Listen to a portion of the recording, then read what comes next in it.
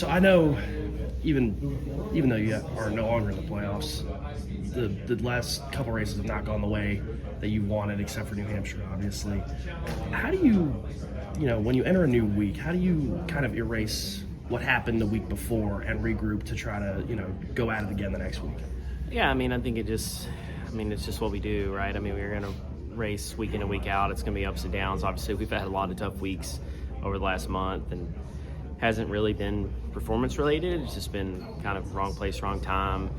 Obviously the fire deal at Bristol. So, I think the guys have done a really good job of just staying motivated and hungry and just trying to get better. And like I said, just try to, gain as many points and finish as high in the standings as we can. With all of Penske still running the playoffs, how do you best assist them while still concentrating on your own races? How do you make sure that you can maximize what you're doing while also being a good de facto teammate to the Penske guys? Yeah, I think it's just normal, business as usual for us. Obviously, if we can run fast and bring good race cars and help them use our information that can help those guys. And then, on track, it's just give and take, really, which is what we do majority of the year anyway. So, I know that, I hate that we got eliminated like we did, but we just keep at it and go next week. And, overall, do you get to victory lane your first season with the Wood Brothers, your first win. Do you view, and you made the playoffs, so I know it's not the result you wanted, but do you view the season, even though it's still got a couple races left, do you still view the season as an overall positive? Yeah, I think so. Obviously, winning your first Cup race is a big deal, and obviously the playoff eligibility and everything that comes with that. I feel like we've had a lot of positives to learn from over the course of the year. I thought, New Hampshire was a great race. There's been a bunch of races where we had really good speed, and we just need to work on the consistency and finishing more races and not being in the wrong place at the wrong time. I think that's what I'll look back more than anything is just how many points we just left on the table, right? Just that we could have had. But it's going to be a busy off season once we get there to work and try to be better for next year. And then finally this weekend with the Roval, all the tire packs that have been placed everywhere. How do you attack these corners to make sure that you can maximize your speed without running too far off and risk damaging your car with the packs and the curving and the turtles? Yeah, this place is always kind of treacherous, right? It's risk versus reward for sure.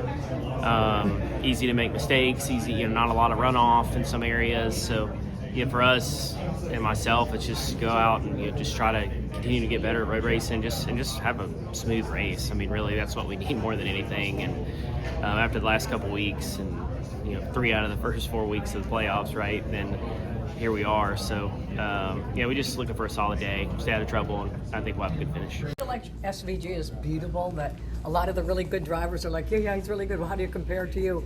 Well, he's all over it. He's got everything. He's got it all going on.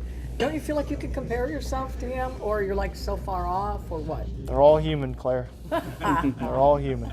But truly, do you feel like a lot of you that he's unbeatable at a place like this? No, I wouldn't say that. Didn't he get beat today? Yeah. I think he's exceptionally talented, and I think it's good to have someone like that in series. And he's human? And he's human.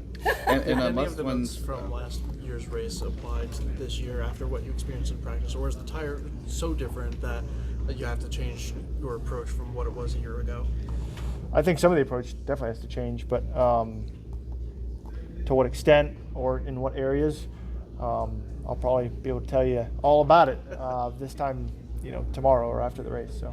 When it comes to a must-win scenario, and I know you do sim work during the week and stuff to prepare for a lot of situations, is there any scenario that you could prepare for, maybe having to go through SVG to win this race, that you can prepare for in sim, maybe different lines or aggression level where you might be able to get them? Is there anything like that you can prepare for? Oh, well, I have to beat all of them, not just him. But yeah, that's what we do when we go to the simulators. Try the things that we normally can't do, whether if that's set up items in the race car or different lines you might want to try. But there's a lot of prep goes into the week, and that's included. Did you race at all in Australia when you were kind of coming up through the ranks? Yeah, I got the privilege to run the Bathurst 12-hour twice. I'm not sure if it still stands, but at one point in time I was the youngest to do the race. And I'd love to go back and drive that track. I'd love to try the Bathurst 1000, and I think that's a driving motivation to go do Adelaide, and also just have the opportunity. You never know when you're going to get a chance to do something that different and that fun and that cool. But I also do feel like as a driver, I have a lot of the skill sets, I think, of what it would take to perform well in a car like that. Now, being able to apply that all on one race weekend and one try, who knows? But yeah, I'd rather swing the bat and see what it's like than not get to ever do it. So I'd love to go back down and see what it's all about. Is there a smooth aggression that the Aussies and New Zealanders have?